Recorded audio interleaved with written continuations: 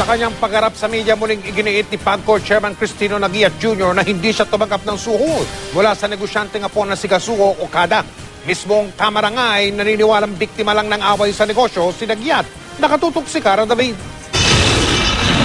Nanindigan si PAGCOR Chairman Cristino Naguiat na hindi siya tumanggap ng suhol mula sa Japanese gambling tycoon na si Kazuo Okada para sa pagpapatayo ng isang casino complex sa Entertainment City sa Parañaque. Giit ni Naguiat, wala siyang kinalaman sa negosasyon sa pagitan ng PAGCOR at ni Okada. Ipinakita sa amin ni Naguiat ang kopya ng kontrata sa pagitan ng Tiger Resort Incorporated ni Okada at ng PAGCOR tungkol sa halos $2 billion investment ng Japanese tycoon. 2008 pa ito pinirmahan, kung kailan si Efraim Genuino pa ang PAGCOR chairman. Hindi pa sumasagot si Genuino sa mga tawag namin. Paano niya po ako i-bribe kung yung kontratang yun ay meron na siya? Ang ibig ko lang sabihin, wala ho siya makukuha sa akin dahil meron na po siyang kontrata. Nagugat ang kontrobersya ng magsampa ng kaso ang dating kasosyo ni Okada na si Steve Wynn.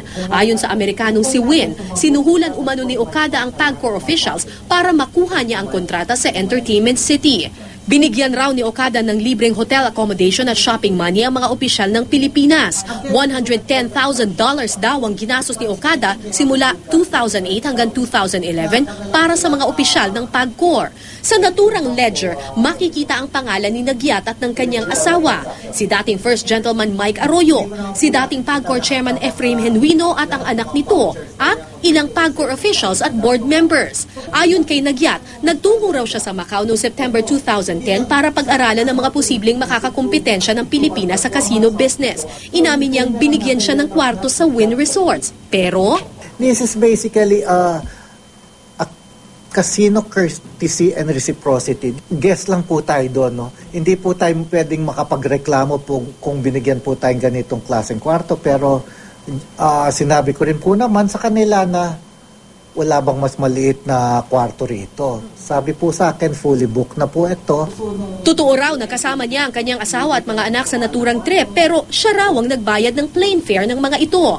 Ang $1,600 dinner naman na nakalista sa ledger, ani Naguiat, 16 raw silang kumain noon, kaya lumalabas na tig $100 lang ang gastos ng bawat isa. Itinanggi rin niyang nakatanggap siya ng $50,000 shopping money na nakasulat sa pangalan ng asawa ng isang PAGCOR official. Wala po kami pinipirman, wala pong binibigay sa amin. At hindi lang po kami ang mabisita nila doon noong mga panahon na yon. So basically walang katotohanan po i-report. Again, categorically, I'd like to state that I have not received any cash or gifts from them. Wala namang nakikitang mali si Senador Juan Ponce Enrile sa ginawa ni Naguiat. Hindi raw ito suhol, lalo pat ang nagbigay naman ng lisensya sa gambling tycoon na si Okada ay hindi si Naguiat, kundi ang dating administrasyon. Sa gambling industry, natural lang yan eh. Natural lang yan. Huwag ka natin pasakitin ang ulo natin sa mga ganyan. Ang Kamara naman naniniwalang biktima si Naguiat ng away ng dalawang malaking negosyante. Dating magkasosyo sina Wynn at Okada, pero nagkaroon ng alitan ukol sa pera. Nais nilang ipaban si Wynn sa pagnenegosyo sa Pilipinas. I look at this machination of Mr. Steve Wynn as a direct affront on our country na ginamit lang ang PAGCOR at saka si Mr. Naguiat. Binibiktima nila tayo in so many ways. Sabi naman ng palasyo, iniimbestigahan na nila ang isyong ito. Cara David, Nakatutok, 24 Oras.